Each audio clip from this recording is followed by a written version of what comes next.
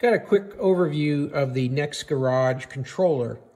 It's a very inexpensive controller. It uses Wi-Fi to get commands, and then it outputs with the simple 2 wires that can be used to trigger the normally open, normally closed switches on a gate controller, or just the open and close toggles on a garage door as well. Has a very full-featured app. You can see a picture of it here on the box. Very easy to use and has a lot of flexibility for you to do custom things to control the door or the gate. So I'm going to show you a quick setup here of it on a 1050 nice Apollo controller board. This is normally used on gates. It's very simple. Coming out of the Nexx Garage controller, which is right here, you've got 2 wires, a red and a black. And I've just connected those to ports 39 and 41 on this 1050 board. One being the toggle for open and close, and the other being a ground. The other end of the Nexx Garage has 2 wires coming out, which is going to a sensor for the door. So, or the gate. You would have this hardwired down to the base of your gate, and then on the gate itself, you'd use this other small piece and attach it with the brackets that are included or the double-sided tape. It's a magnetic attachment so that it can sense that when these are touching here, when they're close to each other, that the door is closed. And then the other end coming out of the Nexx Garage here, this wire is a basic 110 power plug. So it does need to be accessible to a standard power outlet to give it power. When your Nexx Garage controller is connected up to your Wi-Fi, you're going to have different indicators from this red LED light here. For example, I'll move the door to an open position, and it senses that there was a change, and you get that green flash of light. And then I'll do the same thing. I'll close it, and now again a green flash of light, and then the status has been updated. And what this is also doing over the Wi-Fi is sending me push notifications to my phone app to tell me that, yeah, the door is now closed. And now, boom, the door is now open. And that's how this works. It's very basic, it's very simple. I think that's why it's so effective, is it works in a lot of different configurations, a lot of different controller boards and garage door openers.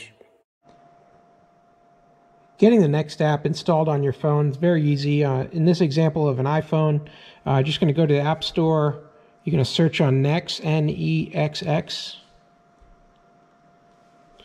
And then it comes right up the top for me. In this case, here's the app. It's a free download and very easy to install and easy to get set up. Create an account and then add your first gate. And using this app, you'll connect to your Nexx device by setting up a little internal Wi-Fi network between you and the device. The instructions on this are very clear. It's easy to do.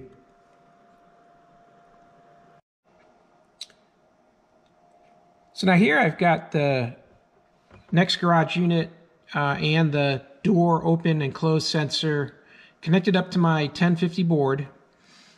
And I've got the app here on my phone, and I've got 2 gates indicated on the app right now. One that's disconnected here, it's called front gate. And then the other that's called guest house garage. And that's what this one is. This Nexx Garage unit here is programmed to respond as the guest house garage. So what I want to show you is how it acts when you're connected through a Wi-Fi connection. And remember, you install this at your gate in a remote location. If you don't have Wi-Fi there, it won't work. I mean, you need to have internet at that location for this unit to work. And I've got another video where I can explain how that works, that you can move your internet connection maybe from your main house to a distant location many miles away. There's some transmitters you can use to beam that internet signal, and then at that location, give this unit access to the internet and access to Wi-Fi, where you can start to control the gate with your phone. So assuming that you have Wi-Fi at that location and that this is connected to that network, and I'm dialed into my phone here, I can see my unit shows that the guest house garage is connected. It's got a Wi-Fi blue signal there. And then it's also got on the right side here this green garage door that appears closed in the picture. Because right now we're sending a signal that it's closed. So what I can do to test that is I'm going to move the door open switch open here. I get the green light, and then I'm going to see the app update as that push notification comes through. And lo and behold, the door shows a red and it's open. And now I'll go ahead and close it. And you get the blink of the light, and we get an update, and now I'm back to green. So now the door is indicating as closed. So it shows how that works, sends those signals back and forth. Now let's go ahead and give it an open command. And what I've got here is, again, my Nexx Garage is wired into my open and close toggles for this gate. And the idea is as soon as it hits a toggle there, then the gate will start to trigger the open or the close command. And so in this case here, I'm going to go ahead and push to open. And what you can see here is that it did trigger through this normally open, normally close switch. And I got the motor 1 and the motor 2. And my gate would normally start running through its activities to open the gate. And now that it's open here, the sending unit from the gate detector is saying, hey, it's away. And lo and behold, I still have the red indicator here.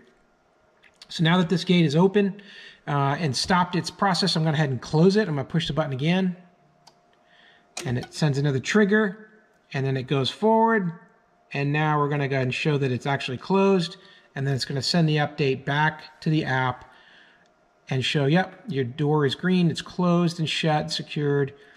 And that's how everything is set up here. So I'm going to do it one more time just to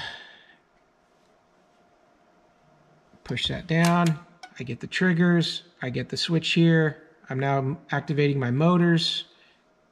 I show that the gate has opened. And I'm going to get the update that the gate is showing red and it's opened. All right. So again, remember, this device needs internet to function. And to give it internet, you'll need to beam a signal to that gate if you don't have a wired connection there already. And I've got another video where I'll explain how to do that. It's not very difficult and it's not very expensive. So look for that new video that'll be coming out soon that talks about working in a remote location and beaming a Wi-Fi signal to that location to be able to use devices like this or set up an external camera or whatnot so that you can get on the same network. I'll put links to this device in the description so that you can find it online if you wanted to buy one. And as well, I'll put links when that video is updated for the remote connections. I'll put that in the description as well. I hope this helped. Have a great day.